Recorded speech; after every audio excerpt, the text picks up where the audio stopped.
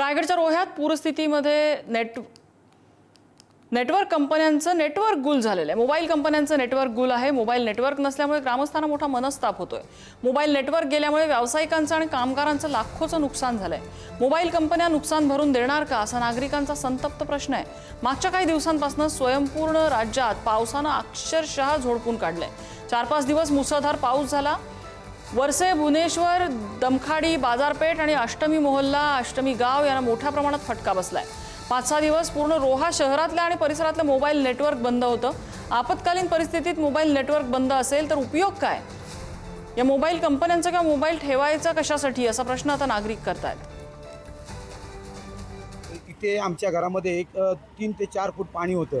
त्यावेळी माझा गणपती कारखाना असल्यामुळे माझे गणपती उचलासाठी मला ज्या लोकांना बोलवत होतं त्या ह्या मोबाईलच्या नेटमुळे मला एवढं मोठं नुकसान सहन करायला, माझ्या घरामध्ये लाखोचं नुकसान झालेलं माझ्या गणपतीचं। या नेटमुळे आम्हाला काही कॉन्टॅक्ट करता आलं नाही।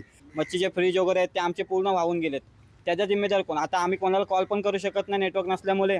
का बा या कॉल करून बोलवलं आहे त्यांना या बाबा मदतीला, आमचे फ्रीज वगैरे चालते, जरासं मदत करा आम्हाला।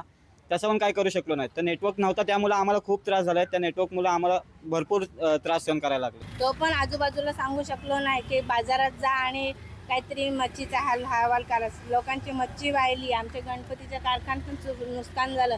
आज आजूबाजूला घरं आहेत, आमची बैठी घरं असल्यामुळे त्यांचे कडधान्य भरपूर नुकसान झालं। फ्रीज वगैरे सगळे पलटी झाले। रात्री पाणी आल्यामुळे भरपूर नुकसान झालं।